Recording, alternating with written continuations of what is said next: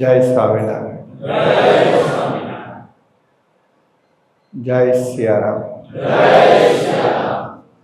जय श्री कृष्ण। जय भारत। आज परम मंगल दिन है। आज भगवान वेद व्यास जी का प्रागट्य दिन,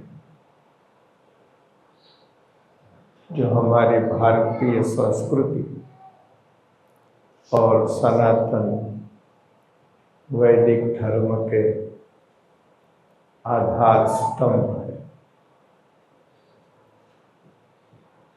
आज व्यास पूजा का दिन है। प्यारे भक्तों, आज हमें अंतर में बड़ा आनंद है। हम कहीं भी विचरण करते हैं, इस दिन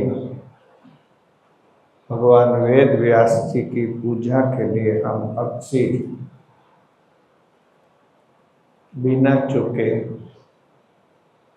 इस पूजा में भाग लेने के लिए यहाँ अवश्य पहुँच जाते हैं। ये मेरे जीवन का सद्भाग्य रहता है।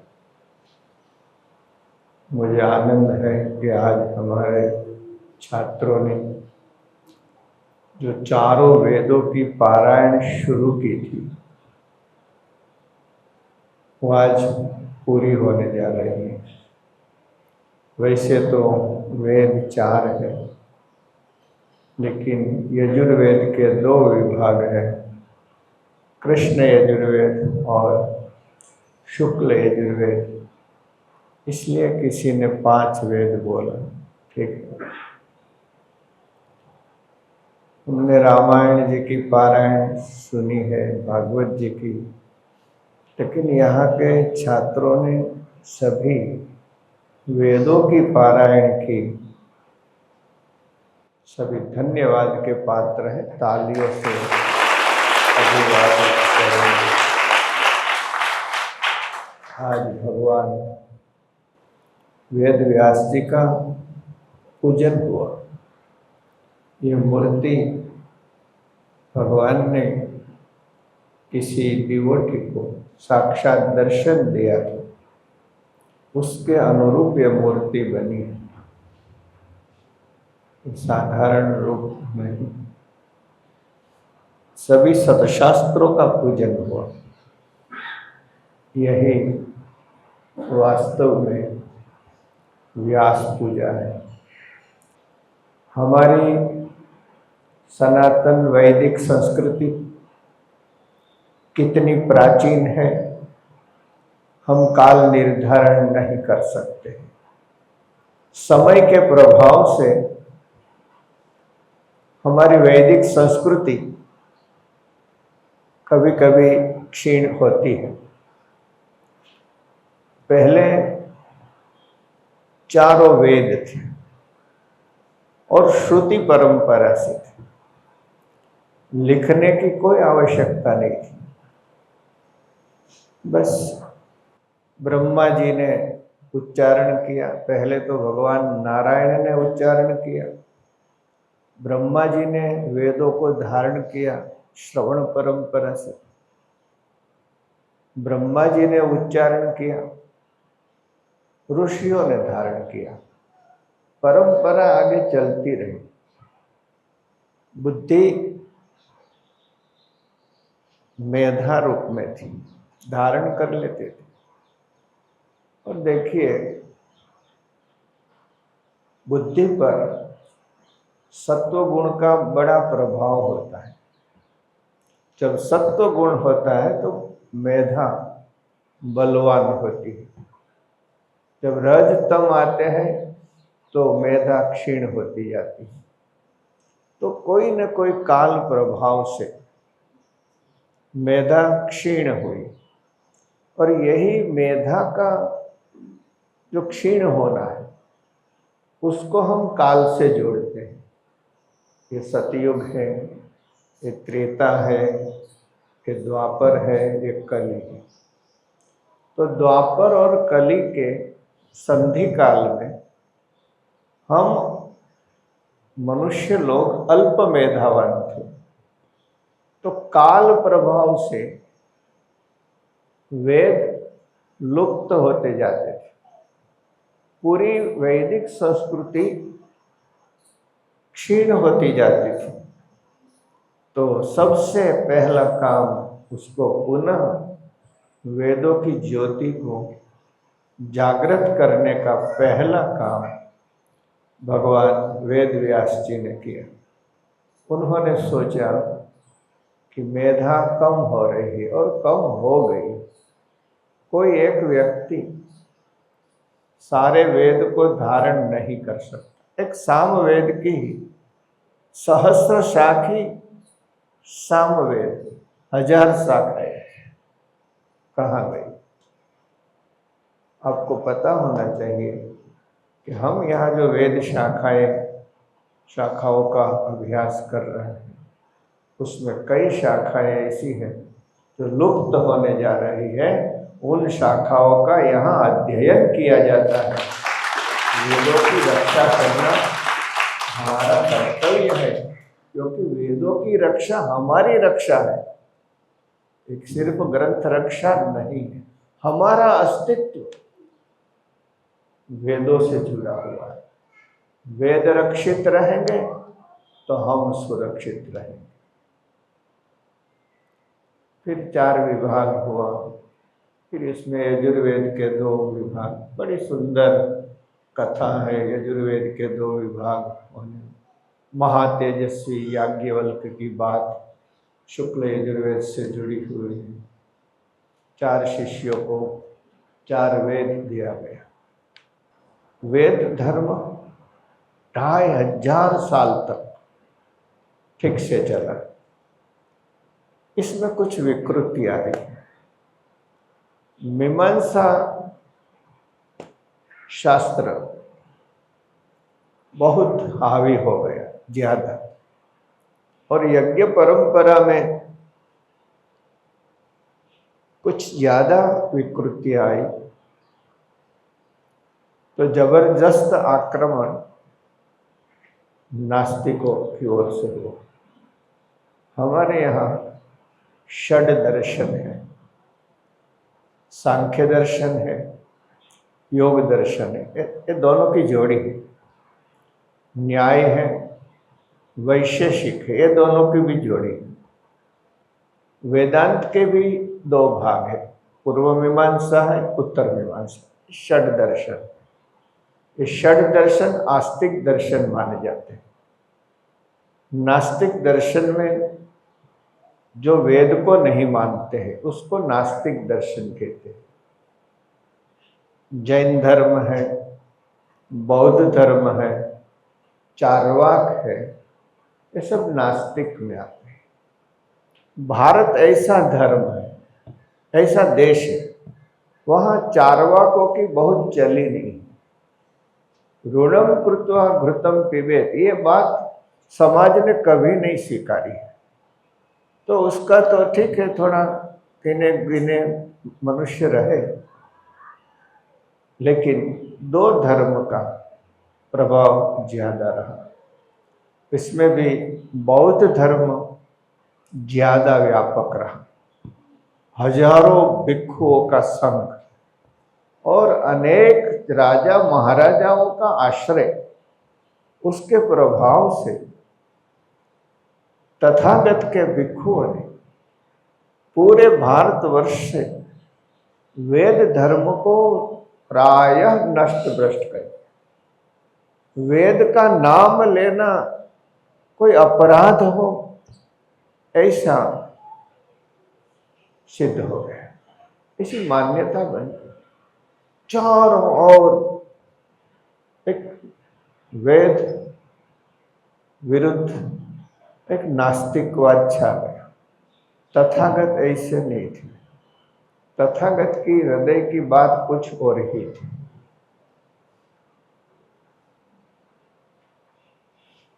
प्यारे भक्तों, इतना ही नहीं, बहुत साल तक प्रभाव रहा। मुझे नहीं कहना चाहिए, फिर भी आप पंडित लोगों का कर्तव्य है। लक्ष्मी नारायण जी, हमारा रिसर्च सेंटर चलता है, तो सैकड़ों साल के प्रभाव से हमारे पुराणों में, हमारी स्मृतियों में वैदिक संस्कृति निंदनीय हो ऐसी कुछ बातें जोड़ी गई है जो हमारी नहीं है। नीर क्षीर न्याय से उसको कौन सा क्षेपक है, कौन सा नहीं है, ये हमें रिसर्च करना चाहिए, क्योंकि ये हुआ है और इसको निकालना हमारा कर्तव्य है। ये बहुत बड़ा कठिन कार्य है, लेकिन ये हुआ है कि जिससे हिंदुइज्म खंडित हो, बदनाम हो, ये हुआ है। खैर, एक दिन ऐसा हुआ, एक महान विद्वान मीमांसक थे, वो थे कुमारिल भट्ट थे, महाविद्वान। कहीं कहीं जैसे ज्योत प्रज्वलित होती है, वैसे वेद में मानने वाले विद्वान अभी वेद, कर्मकांड, मीमांसा उसको सुरक्षित करके बैठे थे। वो निकले। समाज में भी कुछ ऐसे श्रद्धावान थे, उनको नास्तिकवाद पसंद नहीं था। ये लोग ऐसा मानते थे कि नास्तिकों की छाया भी नहीं लेनी चाहिए। तो कुमारिल भट्ट भिक्षा के लिए निकले। उस समय एक माँ अगासी में, चंद्रशाला में भिक्षा देने के लिए खड़ी है ऊपर। कुमारिल भट्ट नीचे है, तो कहा कि भिखो झोली फैलाइए, मैं भिक्षा देती हूँ। अरे माँ, आप ऊपर से भिक्षा देगी, बिखर जाएगी। तो कि मैं नीचे नहीं आऊँगी। क्यों? मैं नीचे आऊँ और कोई नास्तिक की छाया पड़ जाए तो मैं अशुद्ध हो जाऊँ। बहुत बुद्धिमान थी वो माँ। उसने कहा, कुमारिल, तुम इतना विद्वान हो, वेद धर्म इतना संकट में है, तुम कुछ नहीं कर रहा हो, ये संकेत। तब कुमारिल को चोट लगी, मुझे कुछ करना चाहिए। क्या करना चाहिए? देखिए, तथागत तो बहुत सरल थे, उनके उपदेश सरल थे। मन की भूमिका से ऊपर उठना, आत्म तत्व के बारे में मौन रहना, भगवत तत्व के बारे में मौन रहना। कभी बुद्ध ने कहा नहीं है कि आत्म तत्व कैसा है, भगवत तत्व कैसा है। उसने तो ऐसा ही कहा है, मेरी मूर्ति नहीं बनाना। और पूरे विश्व में बुद्ध के मंदिर है, मूर्तियां हैं। मूर्ति तो वैदिक कल्चर है, तो फिर भी ये मंदिर बने हैं, मूर्ति बनी है, पूजाएं होती है, सब कुछ हो रहा है, 2000 साल से हो रहा है। लेकिन नागार्जुन, वसुसेन, इतने बड़े बड़े तार्किक विद्वान हुए, जिनका जिनके तर्कों का जवाब देना वैदिक पंडितों के लिए मुश्किल था, सभी को पराजित किया तर्कों से और शून्यवाद की स्थापना की। मेरे पंडित लोग समझते हैं, मेरे भक्तगण समझे या न समझे, शून्यवाद की स्थापना की, विज्ञानवाद की स्थापना की, सब कुछ किया तर्कों से। कुमारिल भट्ट ने क्या किया? बौद्धों को समझने के लिए वे बौद्ध बने। बौद्धों के श्रेष्ठ गुरुओं के पास रहे, बुद्ध धर्म को समझा, उनके शास्त्रों को समझा, उनके तर्कों को समझा और उसको कहां से हम खंडित कर सकते हैं, उनकी निर्बलता कहां है उनके तर्कों में, ये देखा। समझते हैं दुर्योधन और भीमसेन, ये जो गदा युद्ध हुआ है, कृष्ण को पता है कि दुर्योधन को कहाँ वार करना है। भगवान ने कहा भीमसेन ये नहीं मरेगा, ये माँ का वरदान है, पूरा वज्र का होके बैठा है, जांघ में गदा लगाओ वहां से मरेगा। और भीमसेन ने जब जांघ में गदा मारी तो भीमसेन की गदा के प्रहार से दुर्योधन मरा है। तो कुमारिल भट्ट ने इस नीति का अनुसरण किया। एक बात आपकी सावधानी के लिए मुझे कहनी चाहिए, मिडल ईस्ट के जो धर्म है, खास करके क्रिश्चियनिटी, वे लोग हिंदू धर्म का अभ्यास करते हैं, संस्कृत शास्त्र का अभ्यास करते हैं। जब भी अंग्रेज आए, स्कॉलर को साथ ले आए, शास्त्रों का अभ्यास करवाया और कहा कि इसमें कहां से हम इस धर्म को हम वार कर सकते हैं, और किया। मोनियर विलियम ने किया, मैक्स मुलर ने किया, मैकाले तो था ही। इन सब ने वेद को पढ़ करके, वेद के वेदानुरूप शास्त्र को पढ़ करके हमारी ट्रेडिशनों को खत्म करने के लिए ट्विस्ट किया, रास्ता बदल दिया, जो अर्थ नहीं करना चाहिए वो अर्थ किया। आए, हमको समझा, हमारी निर्बलता को समझा और हमें नाश करने के लिए वे प्रयास करते रहे। आज भी ये प्रयास जारी है। तो हमें सावधान होना चाहिए। क्यों हमें दर्शनम को लेकर बैठे? सिर्फ आपको शास्त्र पढ़ाना नहीं है, हमें सबल होना है, हमारी निर्बलताओं को हमें दूर करना है। पहले तो समझना है, दूर करना है। इसलिए केवल शास्त्र की गोखण पट्टी से कुछ नहीं होगा, इस दृष्टि से आपको तैयार होना है। तो कुमारिल भट्ट ने पूरा समझा, फिर ऐसा खंडन किया कुमारिल भट्ट ने, शंकराचार्य जी तो बाद में आए हैं। कुमारिल भट्ट के तार्किक प्रहार से पूरा बौद्ध धर्म उखड़ने लगा और इतना हाहाकार मच गया पूरे भारतवर्ष में कि एक अकेला पंडित, एक अकेला सब पर भारी होने लगा। क्या किया जाए? वे भी बुद्धिमान थे और कोई एक जिसकी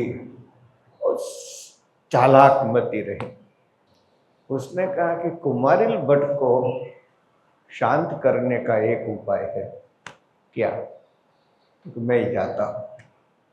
हो गए कि देखो कुमारिल, तुम बौद्ध मठ में रहे हो, बौद्ध गुरु से ज्ञान प्राप्त किया है, जिन गुरुओं से ज्ञान प्राप्त किया उन्हीं गुरुओं का खंडन करना वो तो गुरुद्रोह है, और गुरुद्रोह तो नहीं करना चाहिए, गुरुद्रोह तो अपराध है। ये बात चोट कर गई। वो मीमांसक थे, कर्म में मानते थे, तो सोचा कि बात तो सही है, जैसे भी हो मैंने गुरुओं से ज्ञान प्राप्त किया है तो मुझे प्रायश्चित करना चाहिए। और गुरुद्रोह का प्रायश्चित क्या है? मृत्यु दंड है। बड़ी दुखद बात है हमारे देश की। मुझे कभी कभी ये जब उनकी कथा पढ़ता हूँ तो लगता है कि ऐसा नहीं करना चाहिए था, कुछ रास्ता निकालना चाहिए था। जैसे किसी के मुंह में किसी ने थूक दिया तो हमने बहिष्कार कर दिया, किसी के पानी में किसी ने कुछ मिला दिया, पानी पी लिया तो हमने बहिष्कार कर दिया, या वह हिंदू नहीं रहे। ये कोई तरीका नहीं है, इसका प्रायश्चित करो, बात खत्म करो। तो ये जो चावल का भूसा होता है ना, वो धीरे धीरे जलता है। लकड़ी तो जल्दी जल जाती है, उसका उसके भूसे में बैठ करके भूसा जलाया, उसमें बैठ गए। उस समय भगवान शंकराचार्य जी वहां से निकले, सोचा कि ये हो रहा है। शंकराचार्य जी ने भी भारतवर्ष की दुर्दशा को देखी।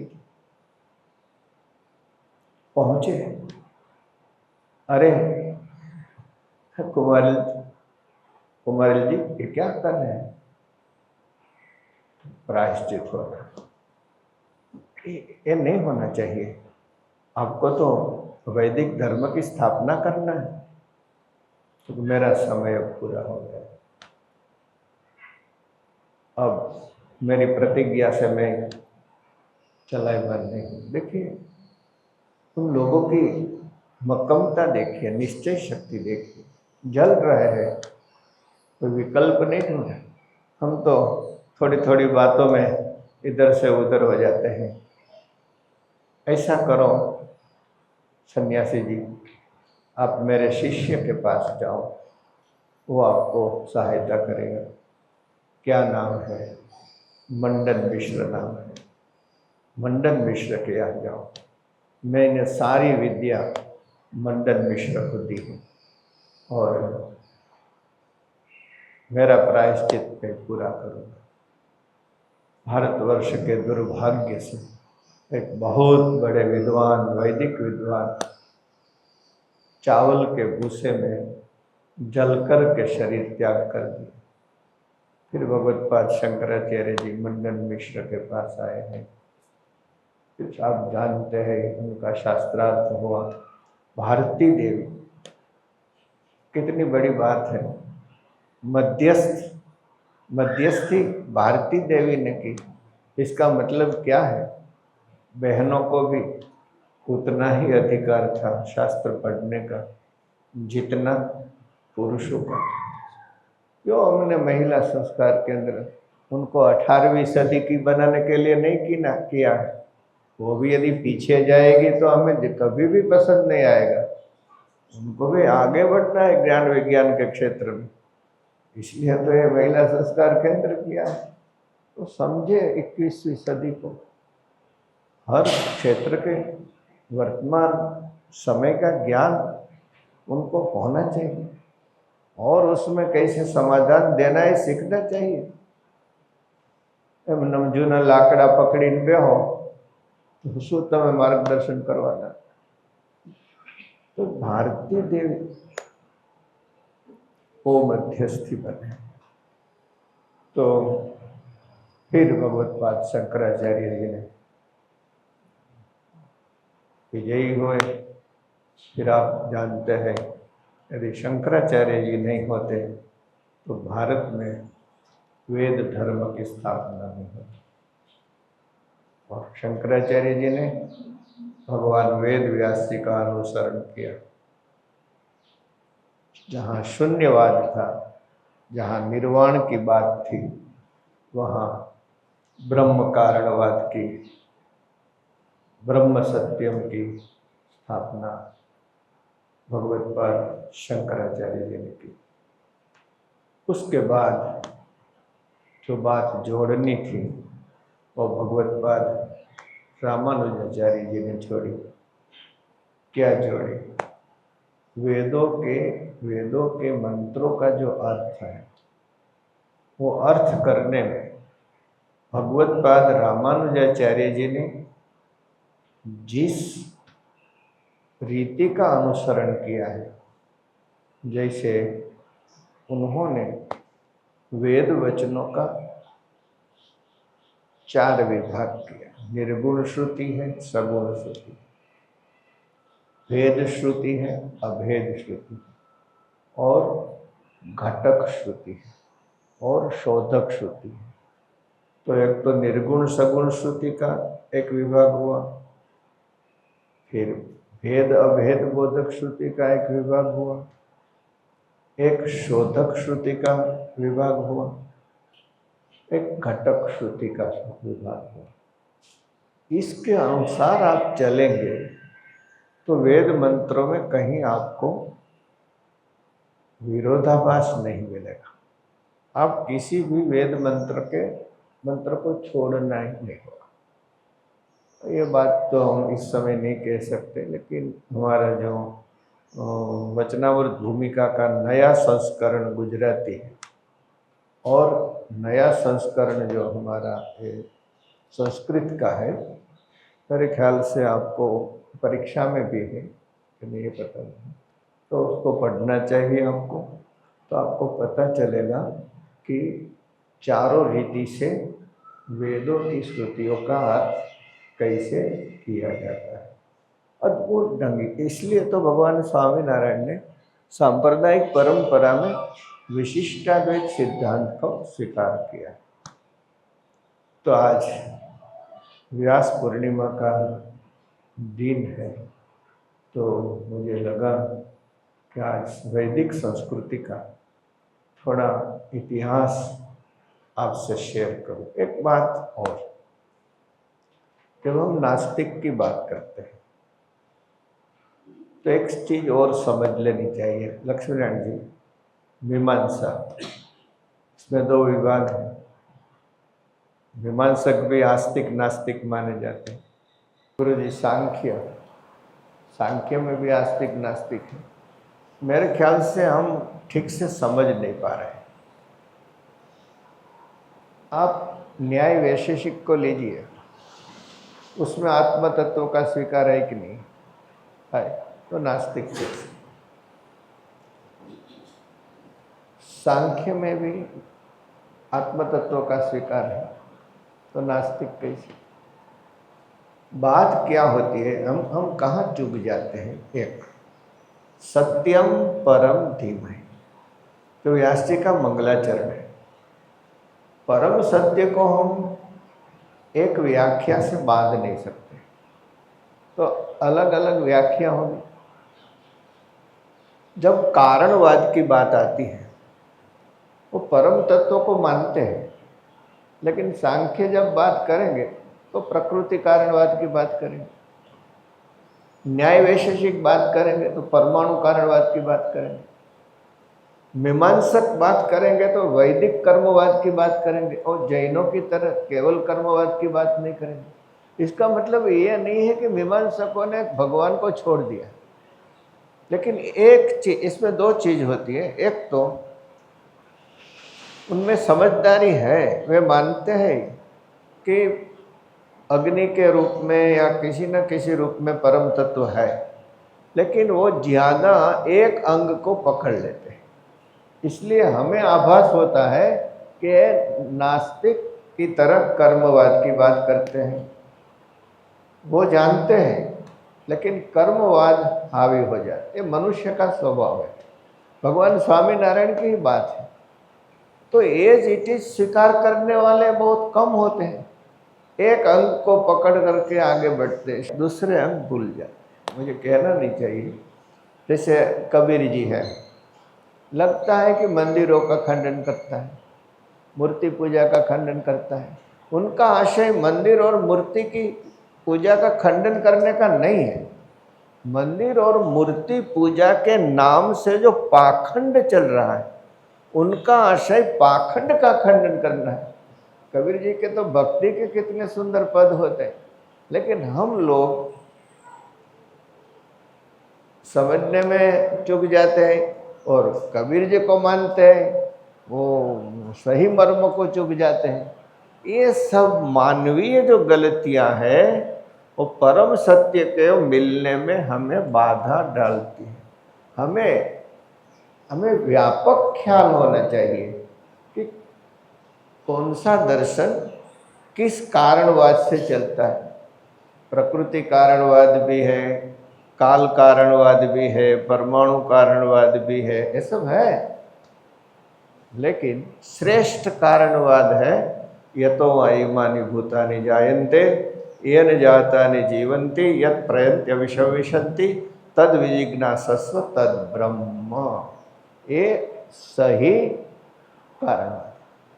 तो ऐसा नहीं है कि नास्तिक सांख्य दर्शन है, आस्तिक सांख्य दर्शन है, ऐसा नहीं है।